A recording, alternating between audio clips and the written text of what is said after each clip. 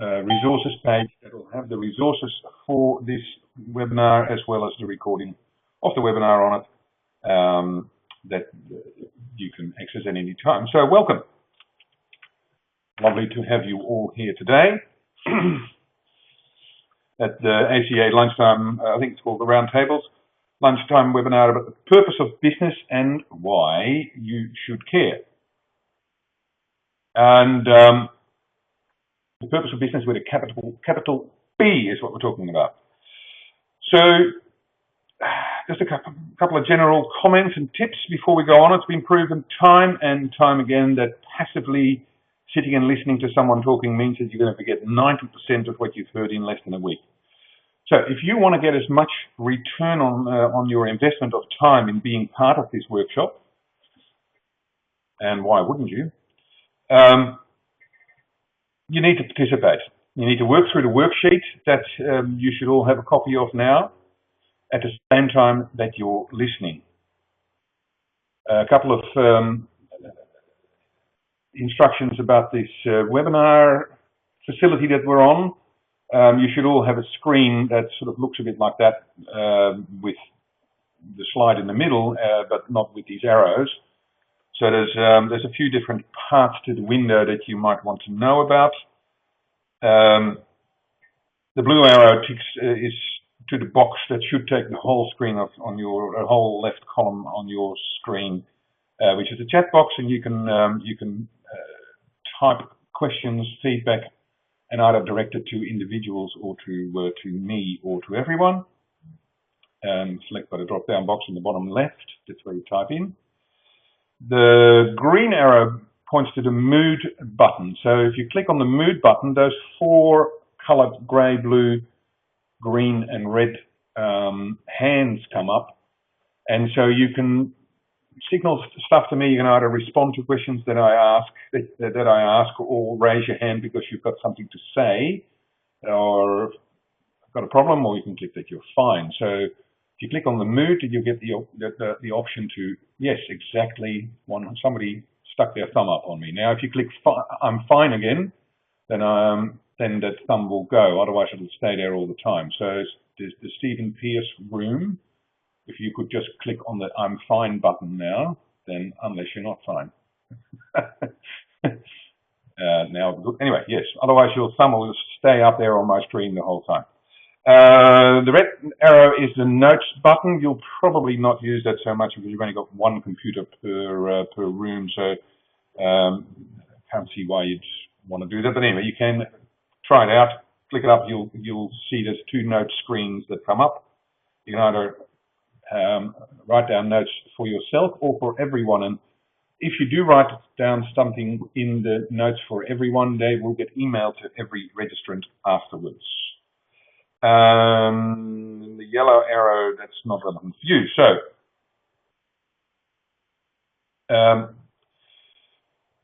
back to how to take part. I said you need to participate. That means you need to do the exercises I'm going to ask you to do, and especially work your way through the worksheet as we go along. And most importantly, ask questions, pipe up, share your thoughts via the comment window on the left. I shall try and interact with those noises as much as possible, and the more interaction we get, the better for everyone. Also, this is a training and learning that counts to your CPD points, as I'm sure you know. So it's worth points. I think it's worth 1 point, but anyway, that's up to me. But to be able to claim those points, you need to be able to answer. You need to answer a series of questions, and that is the last sheet of your worksheets. You've got the printed worksheet. The last sheet has the questions that you need to answer and submit or keep a record of. I'm assuming that you have information about how to do it and how to do that and who to send it to. Otherwise, ask the organizers or email me afterwards, but I'm assuming that David Springer or Steve Kennedy will be able to help you further with that. But yeah, so 1 point for you can claim for this. Don't do any of those, please. Also, you know, getting distracted with Facebook, LinkedIn, Twitter, email, text messages, etc. Turn it off. You cannot be focused on Facebook and get value from this workshop at the same time. It simply won't happen. Not even women can actually multitask, believe me. So this is the top screen capture of the worksheets. I'm reliably informed that you all have those, so fill it in, work your way through, and then you have a record of what we went through. The worksheet follows the webinar exactly, literally topic for topic. You can fill it in as we're going along, and that way, by being activated, you're activating the other part of your brain at the same time as you're listening. So you're going to get an awful lot more from this time being here. There's nothing tricky about the question. It's just a way of engaging yourself as you're going through it. So I will from time to time mention what page we're on if you get lost. Feel free to ask me as well if you get lost. And some of the images that will come up in the presentation are also repeated on the worksheet, so you can quickly tell where you're meant to be. And as I said, the last sheet is for the CPD points. So that's me. So you don't need a video. I'm Roland Hanekrug. I used to be a residential builder for about 20 years here in Sydney.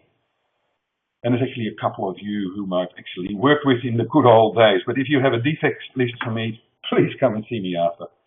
I will warn you though that the homeowner warranty insurance period has now comfortably expired. Anyway, so ever since about 2004, I'm a business coach and I help small business owners become less daunted and less overwhelmed in their lives as business owners, and instead to have fun in their business and to build businesses that sustain them for years to come. And I use that word fun quite deliberately because, you see, if your business is fun, your business itself is fun. It means that everything is working as it's supposed to. It means that you're making money. It means your staff are engaged. It means your customers are raving fans. It means you're proud of the stuff you do, and it means that you have balance in your life, whatever that means to you, not to someone else. In other words, I'm talking about business itself being fun as opposed to, you know, having some fun times, taking the team paintballing or something, incidentally. I'm also the author of a series of business books for small business owners. They're called the 10 Truths Books for Business Owners, and the books are the foundation of the Small Business Masterminds webinars and workshops, and the special online workshops such as these ones. This one is also, the foundations of this also are findable in the 10 Truths book. So what today is all about is about the first chapter and the first truth in all of my books, as well as the new one which is about to come out, and that is about the purpose of business.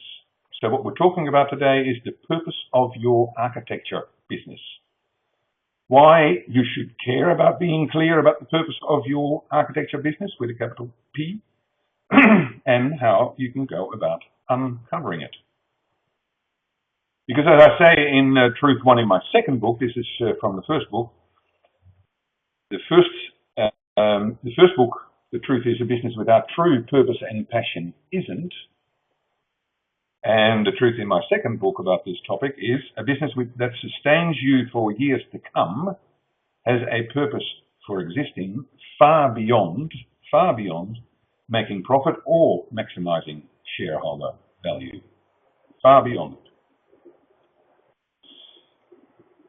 This is my outcome for running this with you today, this webinar.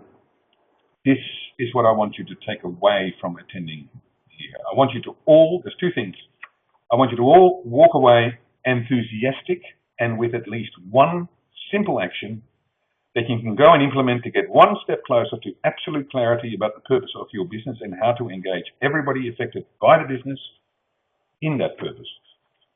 And second, I want you to all become really present to how important it is to be great, how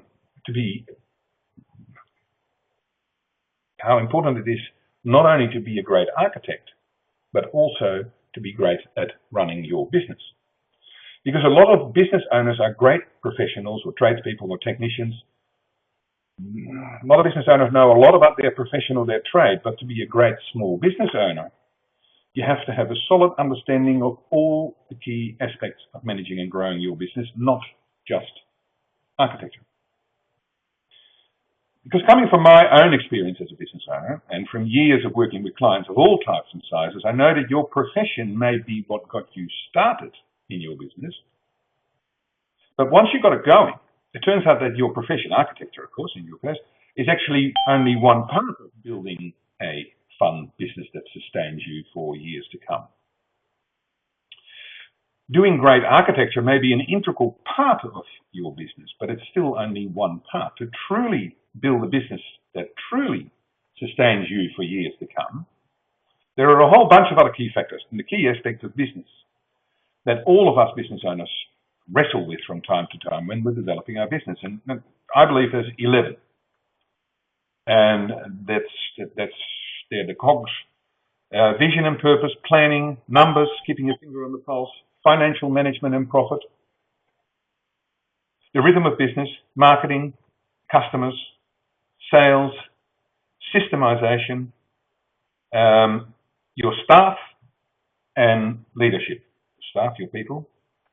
And, well, 11 key aspects besides your profession of architecture. And obviously, today, we're talking about the first one. And, just in case you're wondering, yes, there are 11 key areas, and my books are actually called The 10 Truths. I can actually count fairly well, but, there's a really good reason for the existence of the 11 truths. Just trust me on that. But anyway, it's really daunting and it's overwhelming. 11 key aspects plus architecture for most business owners to get on top of all of them, all at once. Enough to drive you to drink. I mean, nobody taught you much about the other aspects of running an architecture business besides architecture, did they? So I will be making you an offer later on, an offer you can't refuse, as the Godfather said, to take a really easy next step on that journey to get on top of all those key aspects and step out of overwhelm at the end of the webinar. Stay tuned. But before we go on, I'd like you to go to your worksheet, and on the second page, you'll see a question with some space underneath it. And the question is this: right now, this coming month, what is the biggest challenge that you personally face in your business, in your practice? What is the thing that keeps you awake most? Take a moment, write the answer down on your worksheet. You'll have space for it on the top of page 2, and I'll just give you a minute's silence for a moment to write that down and focus on it.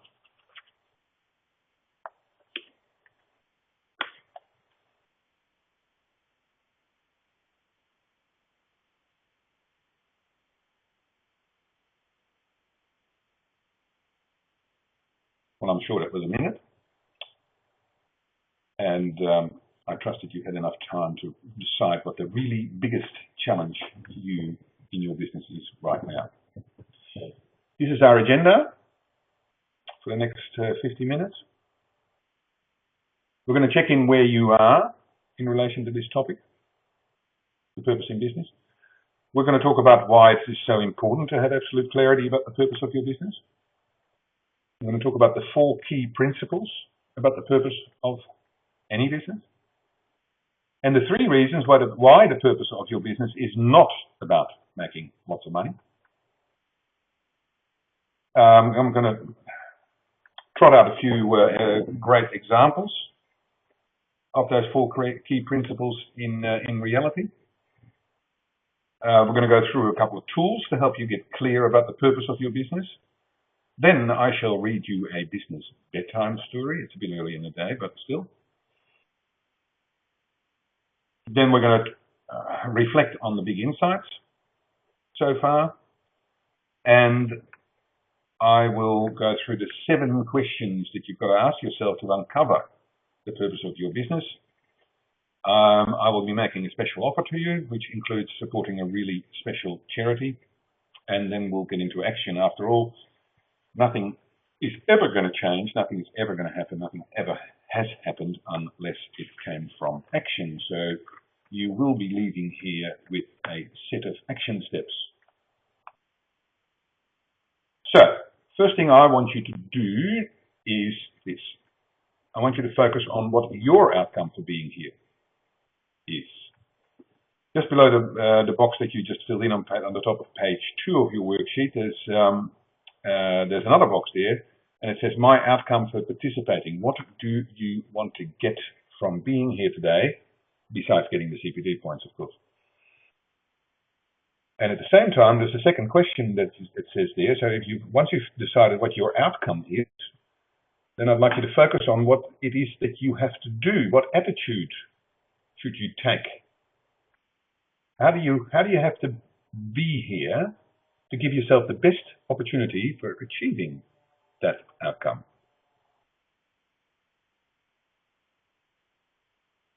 So, as I said, to begin, we're going to check in where you are all on this topic in your business, and we'll run a quick poll. But to do that, we need to just set up one more bit of logistics. And I know you heard me mention before that I want people to I want someone in every room to volunteer to be the secretary.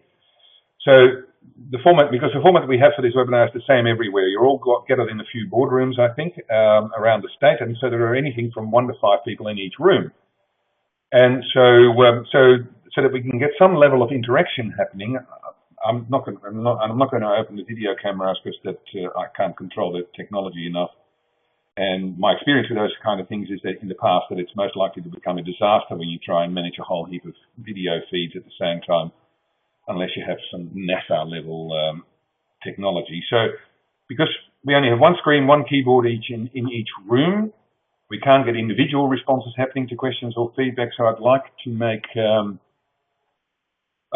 one person in each room responsible to collect feedback and questions, and then pass those through by the chat window. I hope that makes sense. So I need a volunteer in each room. David's already volunteered in the Stephen Pierce in Sydney room. So yeah, I'd like one volunteer in each room to be the secretary for that room. So could you, when you are the secretary, just type in the comment window that you are with your name and in which boardroom you are. Yes, thank you, Greg, the Fulton Trotter room. David at Stairs. Got 2 secretaries. Can I have a third and a fourth, please? I think Deborah Lim, you probably are on your own, I imagine. So you can be that for yourself. Great. All right. So we've got the secretary. So what we're going to do is a poll is coming up in a minute. Thank you, Jamal. A poll is coming up in a minute, and it'll have 4 questions, and the answers will be A, B, C, or D. So I'd like each of the secretaries, each of the moderators, to collect the votes from people in their room and then type back to me the numbers. So, for example, you might, in your room, if you're a secretary in your room, you might have 1A, 2 Bs, no Cs, and 1 D. And so simply type that into the comment window when that happens. So any questions? Otherwise, I'll move on. So here comes the poll. The poll comes up. And there is the poll. Right. So there's 4 questions, and they're on page 2 of your worksheet. The questions are written out in full as well. Towards the bottom, the question is, when I think of the purpose of my business, what I feel is,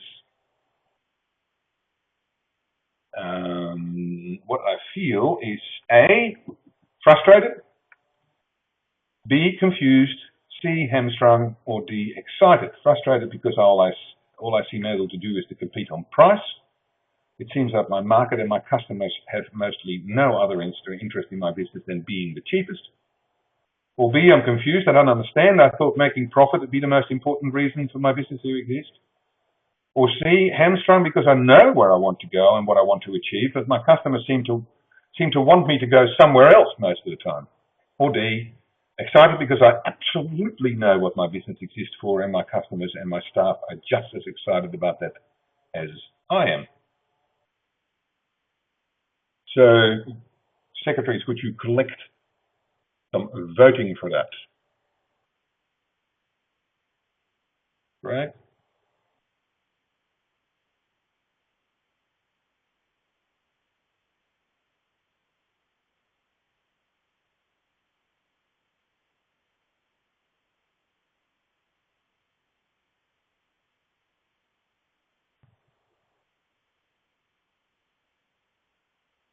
We got any more votes coming in, please?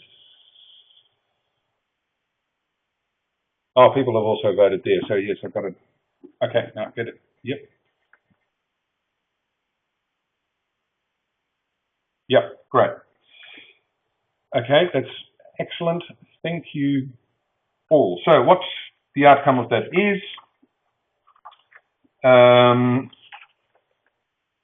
generally the answers are divided between A, B, and C and a couple of Ds. Oh no, yes, no, two more came in. There's one more D, two more Ds. So there's another C. Great, excellent. So there's a lot of A's, a lot of B's, quite a lot of C's, and a few. No, it's actually very few B's, and a few answered D. Lovely to see that there's quite a few people that answered D. But that's generally what I expect.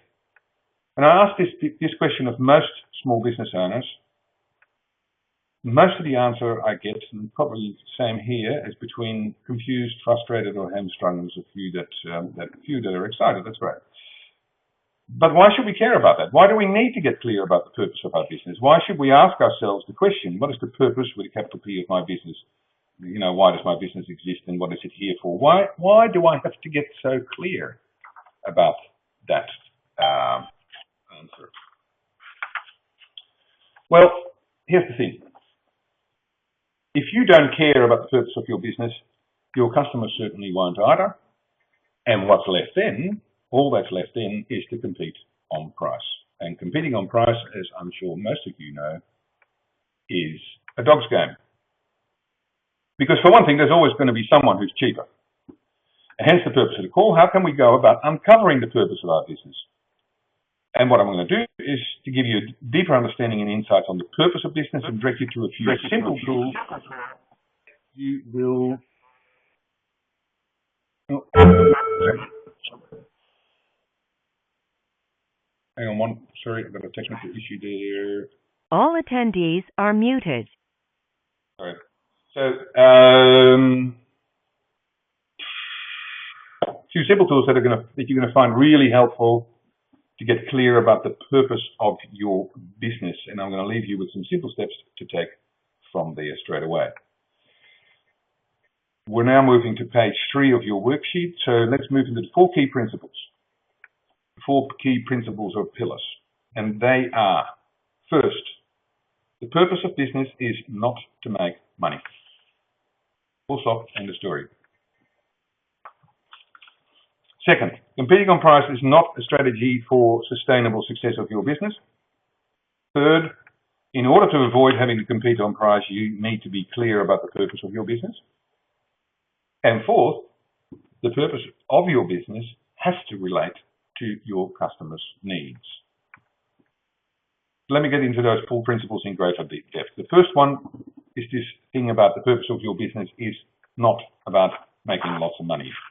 Because in a lot of ways, that statement runs counter to most of what people's understanding of business is at all levels. We've all heard the refrain that it's echoed by business gurus around the world about maximizing shareholder value, which makes me want to vomit every time I hear someone say it. But am I actually saying that there's something wrong with making money? No, not at all. On the contrary, making profit is great. Absolutely nothing wrong with making tons of money. It's heaps of fun to make lots of money. And what's more, a business can't actually develop and grow if it doesn't make a healthy profit year in, year out. Doesn't matter what the business is, it needs to make a profit year in, year out. But it's not why it exists. It's not what it's on this earth for. It can't be the reason for existing for 3 reasons.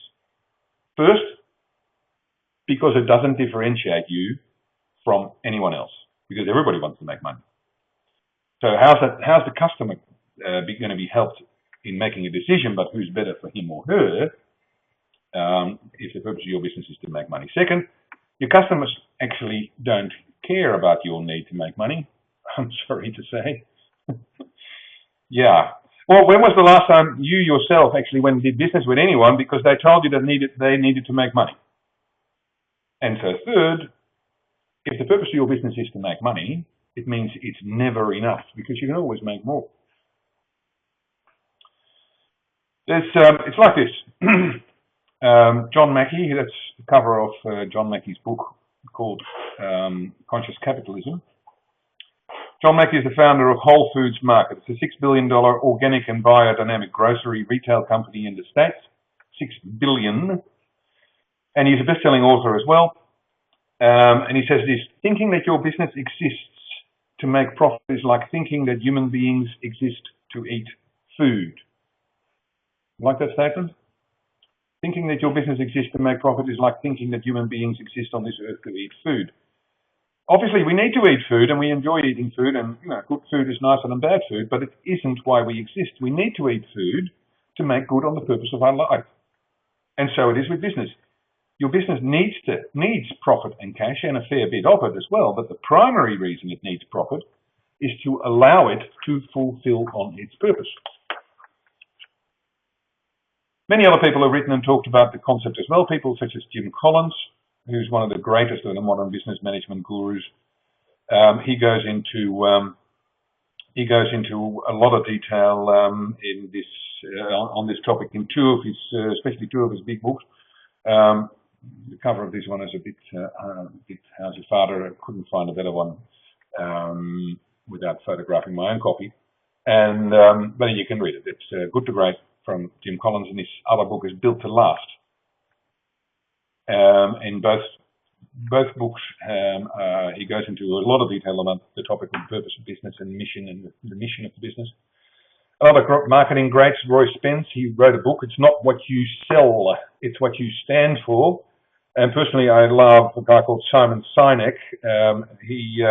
His take on this as well, and he's also another best-selling business author and management guru. And there's a beautiful video on YouTube by him. And in the video, Simon says this.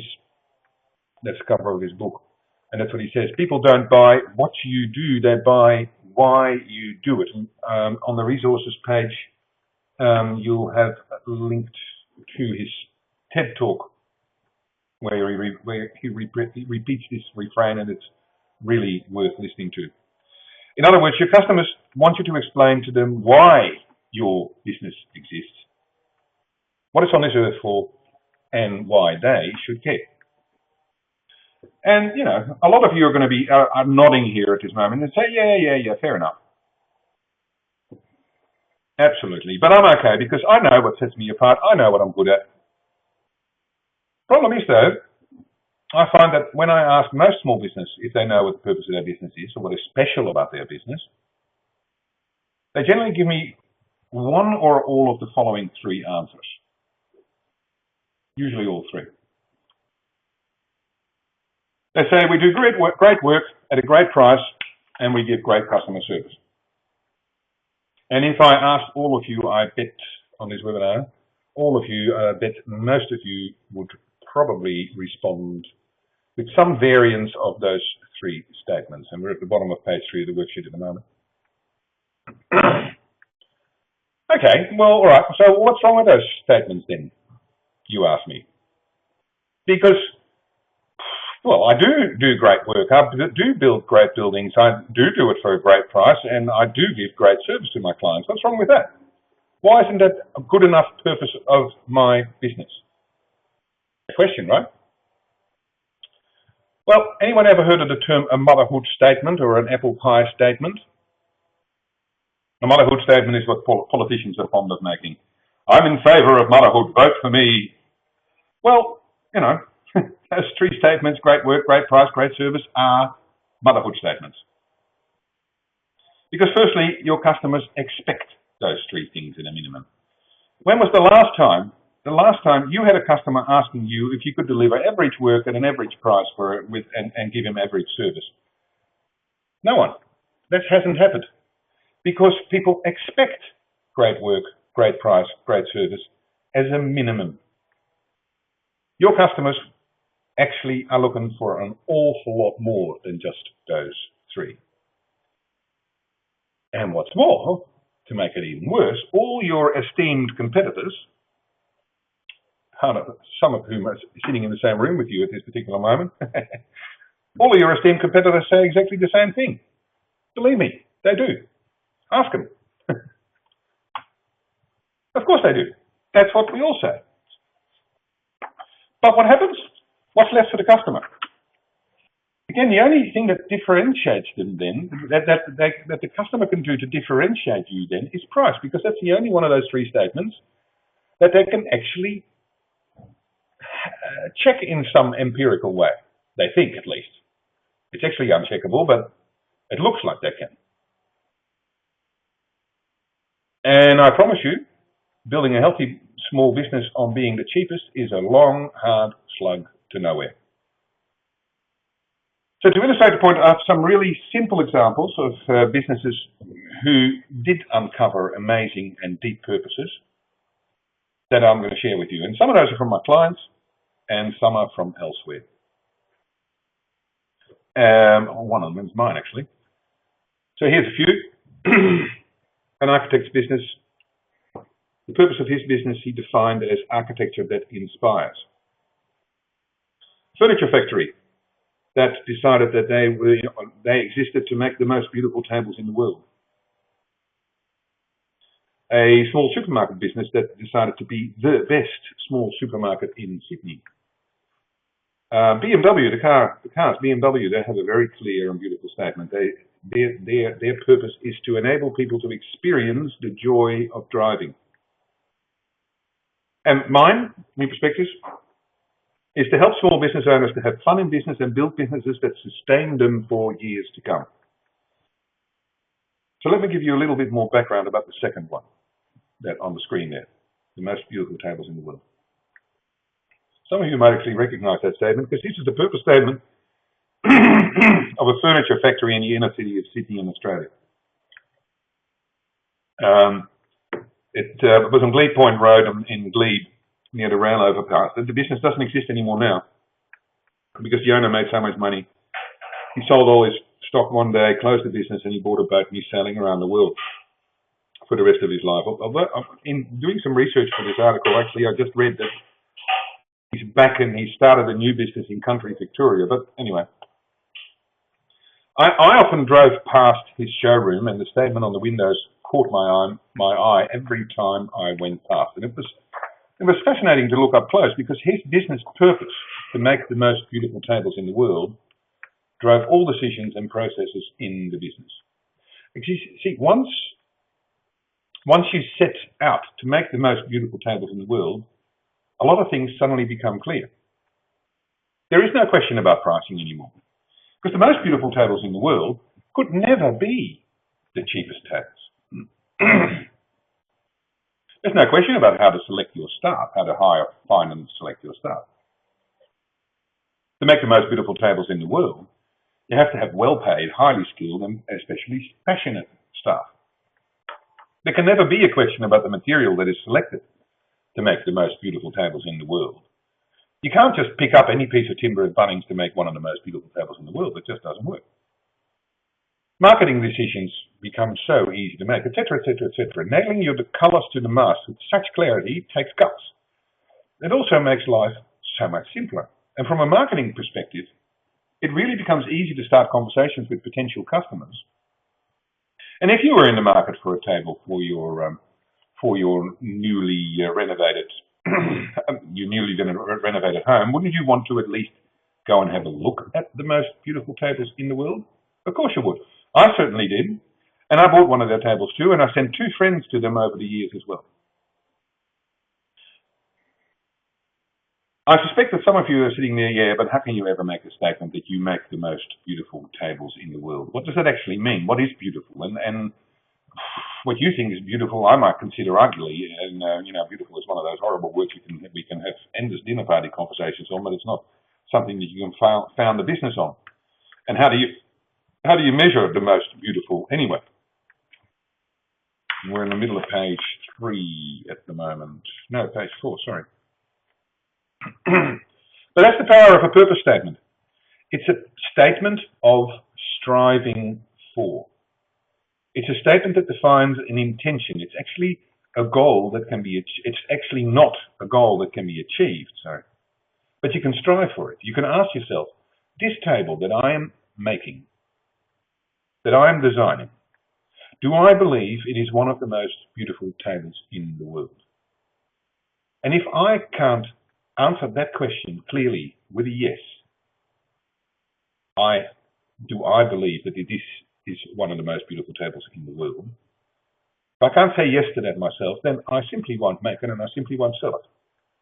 Now, other people may decide that that particular table isn't the most beautiful in the world because they may believe that the most beautiful table in the world is made from stainless steel and glass or bronze or whatever, while your table is made from timber. But they can't argue that you believe it's the most beautiful table in the world. It's all about your belief and your commitment and your clarity. And that is what people want to hear about. That is exactly what Simon Sinek means when he says people don't buy what you do, they buy why you do it.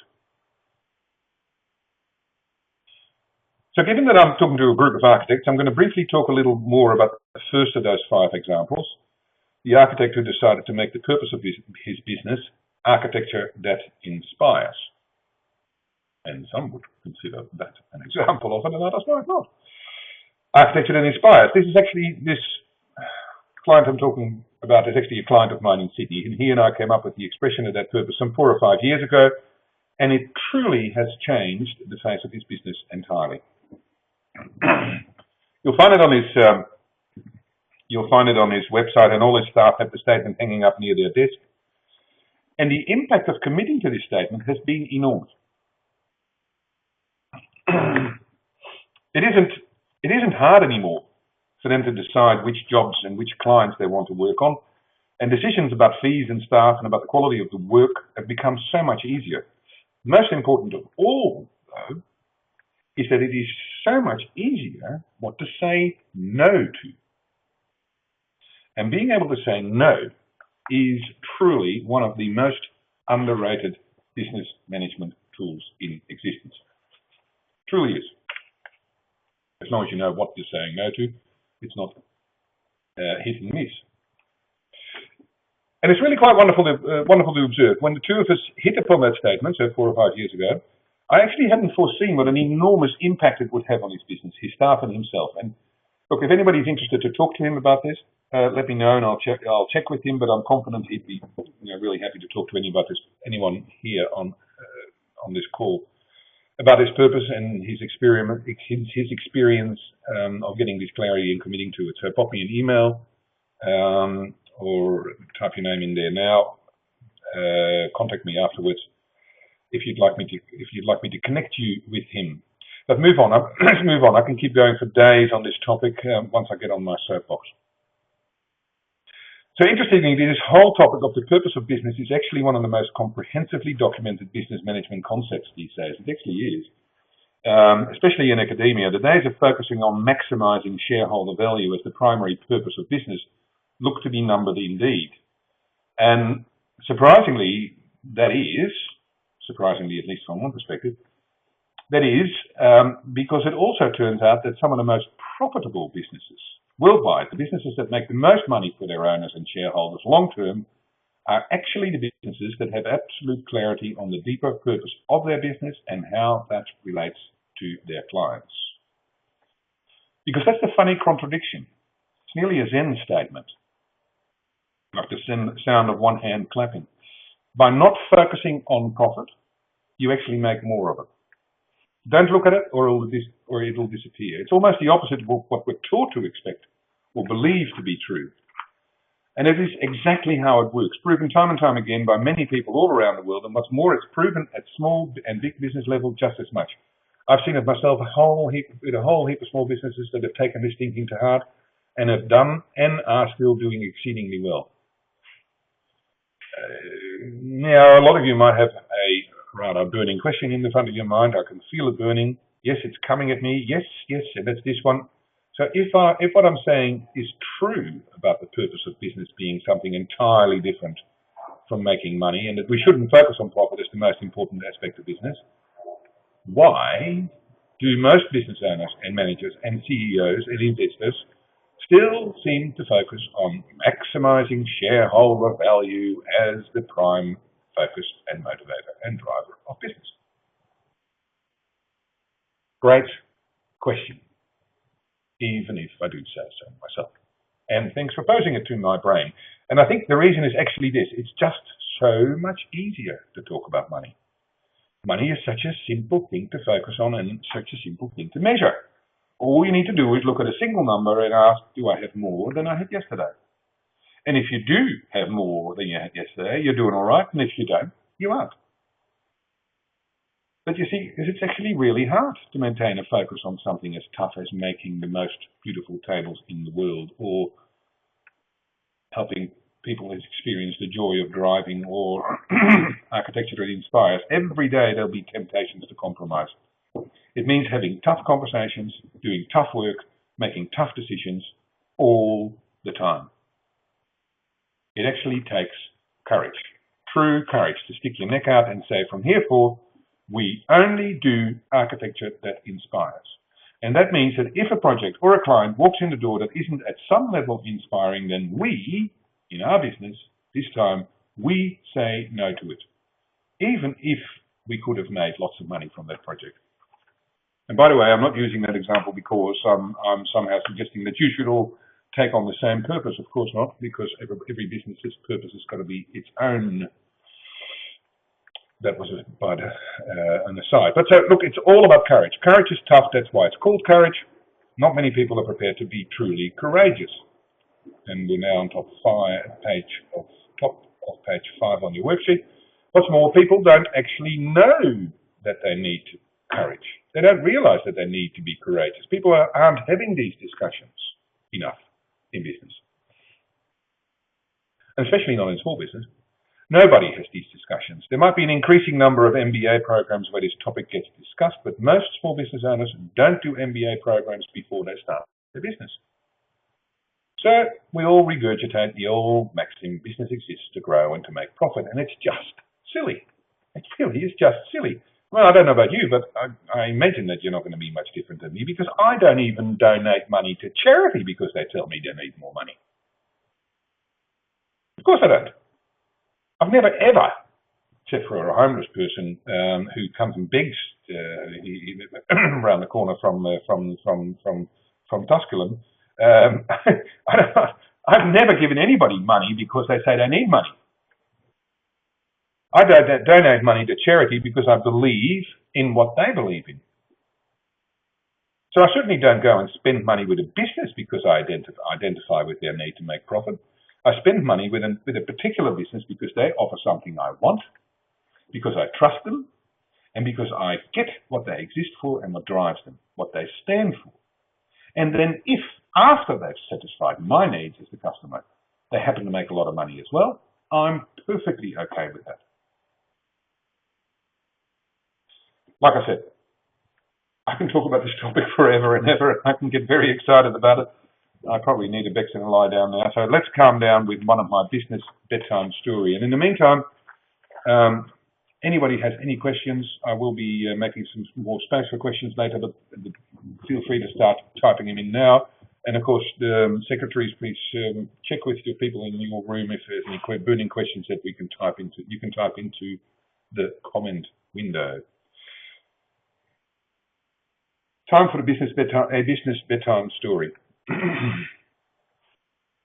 Imagine that you're all going to bed and I'm tucking you in, snuggle in, lay back and listen to my story, because this is the story of John.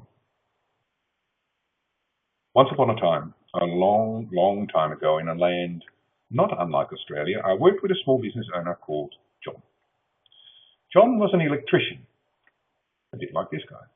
And John had an electrical contracting business, and John was quite proud of his business, but John felt that his business had been drifting aimlessly from job to job for some time. His customers and his staff were not particularly engaged with the business either. One day, John and I realized that because John himself wasn't particularly clear on what the business was about or why it existed, he could hardly ask anybody else to be engaged with it either. And hence, over a period of some weeks, we went through a process to unearth what John himself was really all about, why he did what he did, what engaged him, and hence what the purpose of his company was. One day, in the middle of a conversation, and I remember it very clearly, it was really good fun. In the middle of a conversation we had, suddenly John's face lit up, and I could see him smile from ear to ear. What he realized was that what drove him more than anything else was safety. He couldn't sleep at night unless he knew that all his customers were sleeping safely too. The idea that any of his electrical installations might not be 100% safe would keep him up at night. We honed in on this insight and clarified it in the statement, "You're in safe hands." And suddenly things started to fall into place for him. The whole direction and focus of the business became clear. John was able to communicate this purpose of safety and being in safe hands to his staff and engage them in it. All his language with customers and on his website and other collateral became about his passion for safety. John knew he was on the right track one day with his purpose when one day one of his staff came up to him and said, "You know, you're always talking about that we're about total safety and that our customers have to feel in safe hands and all that. If that is so, don't you think we should stop using some of those cheap circuit breakers that we've been using for the last couple of years from here forward?" Interesting question. Powerful question. Now, a few years later, it's hard to recognize John's business anymore. The brand and the purpose have become one, and everyone associated with the company lives the purpose every day. And John and his staff and his customers live happily and safely ever after. The end. So before I'm going to talk about the lessons from John myself, I want you to go to your worksheet. And on page 5, the bottom of page 5, what did you think when listening to John's bedtime story? What about the idea of deciding to make the world's most beautiful tables, or being in safe hands, or helping people experience the ultimate joy of driving? How does that strike you? What are the top 3 insights or learnings you've got from this workshop so far? Or maybe you've got more questions than answers. What are your top questions? Write them down on the bottom of page 5 going into top page 6. What came up for me? I'm going to give you another minute to write before I go on.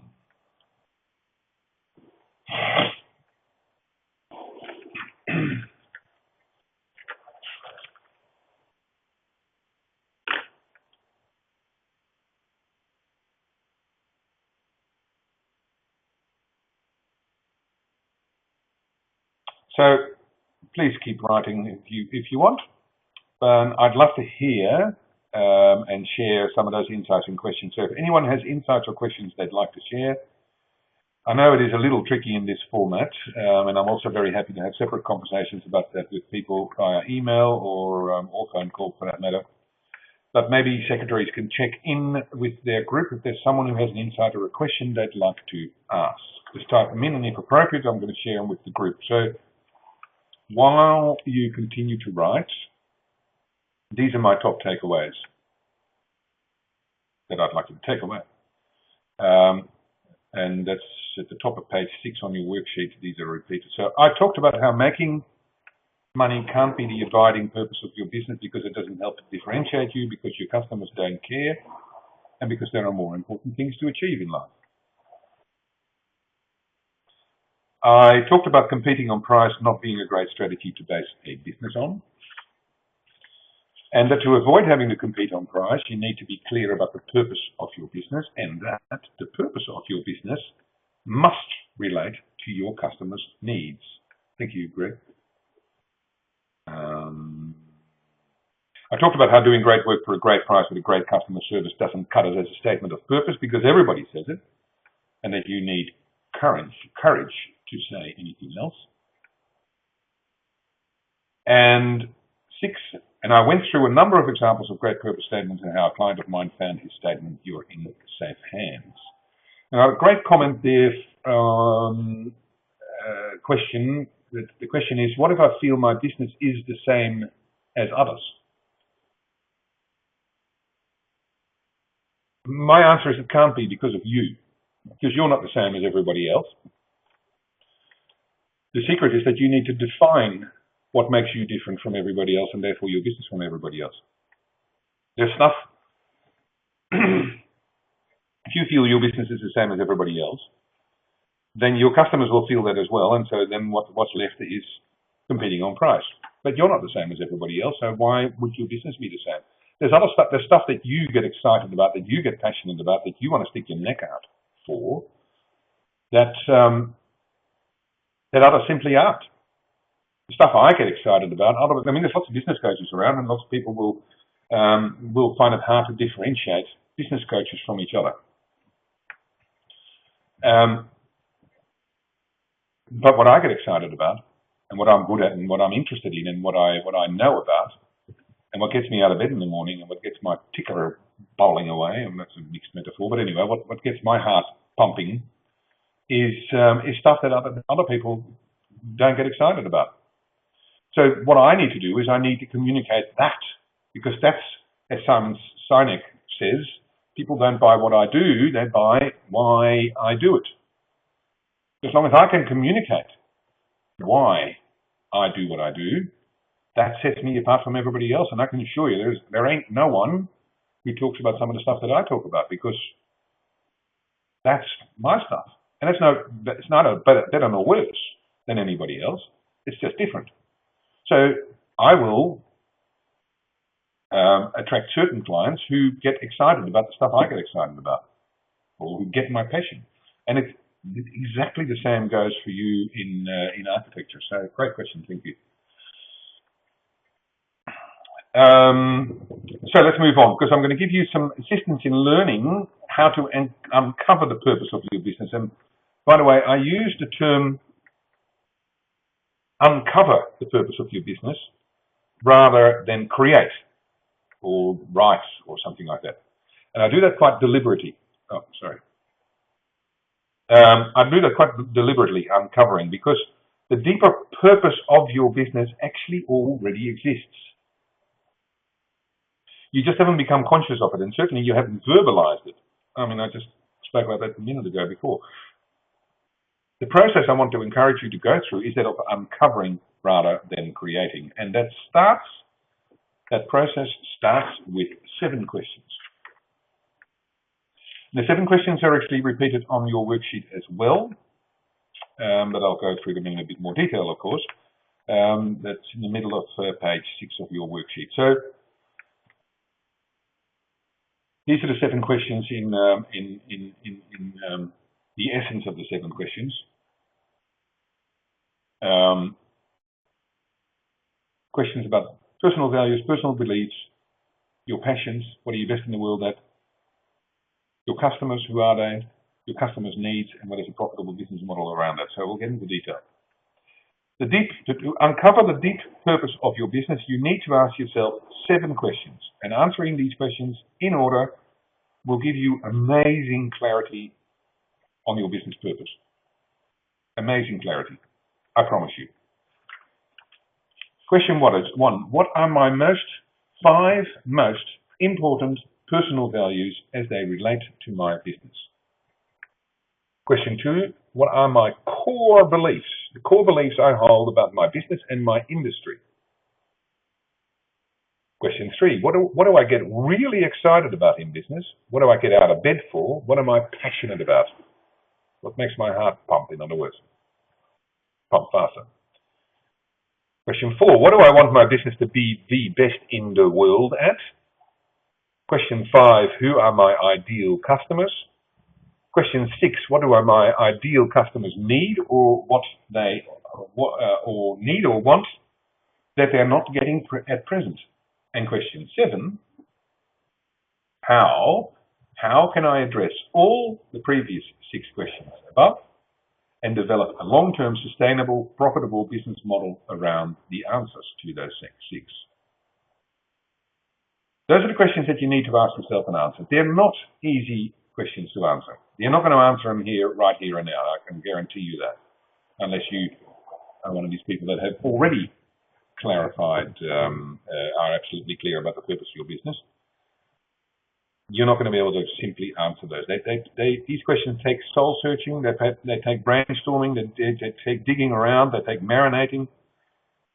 But those 7 questions are what it takes to get to the bottom of the purpose of your business, why it exists on this earth, and why anybody else should care about it. So the worksheet that you've got there has these questions on them, and and as I said, these are questions they're going to take time to answer. You can't answer them off the top of your head. So there is another worksheet that I said that is uploaded on the resources page that I'm in, that you will all have access to. And actually, I'm going to type in. Just give me a second. I'm going to type in the comment window the link. ACA Purpose L page. ACA Purpose L page. You should all have a link in your chat window from me, and it's tiny.cc ACA Purpose L page. It takes me on your worksheet as well, but anyway, that link. Follow that link. Go to a website page. It is where the recording will be of this webinar as well. And there's a number of other resources, the link to that video by Simon Sinek, for example, and some other articles, and also another worksheet. And this other worksheet is called Your Values, Beliefs, and Passions. And you download it, it's going to make answering the first 3 questions much easier. Your personal values, your personal beliefs, and your passions. And so we'll talk about that a little bit further when we go into action on this. So I mentioned before that I'm going to make an offer to you as well, and that I'm going to make a really easy, an offer to you to take a really easy step forward to building a business that sustains you for years to come. Because as I said, you probably started your business because you're a great architect, but it turns out it takes more than being a great architect to build a great architectural business. 11 key aspects, as a matter of fact. Besides being a great architect, you also have to get on top of the vision and purpose of your business. That's what we're talking about today. Planning, strategic thinking, goal setting, numbers, keeping your finger on the pulse, financial management, the rhythm of business, marketing, sales, looking after your customers, systems and innovation, engaging your staff, and leadership. So remember, I asked you to focus before on and write down what your most pressing issue was, your biggest challenge in your business right now. Have another look at it. I trust it's a greater challenge than this woman has about her lunch. So refocus on what your biggest challenge is. So here's the deal. I'm committed, because that's the purpose of my business. The purpose of my business is to help people become less overwhelmed and have more fun in business and build businesses that sustain them for years to come. So I'm absolutely committed to help you feel less daunted and less overwhelmed about all the different business priorities that are screaming for attention in your head, and to start having more fun in your business again. And I want to give you an opportunity to find some simple, effective steps forward in relation to that big challenge, your most pressing issue. And above all, I love win-win-win solutions, because they're one better than win-win solutions. And here's the win-win offer. And it's repeated on the top of page A8 of your worksheet. I am an enthusiastic supporter of the Wayside Chapel in Sydney. They do fantastic work with homeless people and youth, and generally people who've fallen by the wayside in Sydney. I volunteer in their kitchen regularly, and I support them in other ways as well. So win number 1 is for the Wayside Chapel. Win number 2 is for you, because I'm making it really easy, much easier than you might think, for you to take the next step to having more fun in your business and building a business that sustains you for years to come. And win number 3 is for both of us, because we get to work out really quickly and easily to explore how working with each other can make a big difference in your business and your life. Nothing cooler than a win-win-win, especially not because it's one better than win-win. So the offer is this. You make a $100 donation or more, of course, to the Wayside Chapel in Sydney. Amazing organisation. Once you've done that, you email me the receipt of that donation and I'll give you a link to carry out a comprehensive online business health check survey. When you complete that, I will prepare a powerful business health report for you based on the survey that will give you a really powerful snapshot of where your business is now. And then lastly, number 4, we do a 1-hour Skype or Skype-like or face-to-face coaching session in my office called the Clarity and Next Step session, in which we explore where you want to go, what the biggest challenge is, and what the next best steps are for you to take and how I can best support you to take those steps. So what that is all about is for me to help you move out of overwhelm and feeling daunted and by all the pressures coming you from 100 directions at once. The session will clarify what your most appropriate next steps are. You'll get a report to take home with you. You get to feel good because you've supported the Wayside Chapel. Lots of great stuff. So let's move on and let's get into action. Remember, these are the big insights. Money is not the purpose of business. Competing on price sucks. Unless you're clear on your purpose, you can only compete on price. The purpose has to relate to your customer. Great work, great price, great service are minimum expectations. It takes courage to commit to a deep purpose and stick to it. To uncover your purpose, start with your values, your beliefs, and your passion, and ask the 7 questions. So finally, it's about action. Ain't nothing going to change if you ain't take no action. There is a special resources page, as I said before, that goes with the webinar. I've typed it in, tiny.cc/ACA Purpose L page. You already have your worksheet, and there's room for taking notes and also for answering the 7 questions. And there's another copy. You can download another copy from the landing page as well. So now we go to the actions, next steps. The actions are also on your worksheet at the bottom of the previous page, page 7. Am I doing this? Am I saying that right? 7. Yes, bottom of page 7. Yeah. First, time. It's got to be about time. You've got to set time aside in the next few days and the next week at the most to be able to get into this. And hear this. Make sure that you do this. Make sure you actually put time aside to do this. Because if you don't set some time to do something with what you've learned and the information I've given you in the next few days, then coming on this webinar has been a waste of time. Plain and simple. The only thing that actually makes any difference is what actions you take. So look at the worksheet, middle of page 9. No, not 9. Mistake. Page 9 is the CPD question. So page 7. As I said before, there's a resource on the landing page, the Passion and Purpose worksheet. It's really easy to use, and it makes answering 7 questions a lot easier. So download it, please. So this is what I want you to do. Go to the landing page and watch the Simon Sinek video. Put aside some time somewhere between half an hour and an hour to complete the worksheet, the Passion and Purpose worksheet. Download the article on which this webinar is based. It's also there. And read it. Complete the CPD questions. Make a first draft attempt at answering the 7 questions. And then draft the first sentence or paragraph about the purpose of your business and send it to me by email if you like, because I'd really like to see them, and I'd love to give you some feedback on what you've come up with.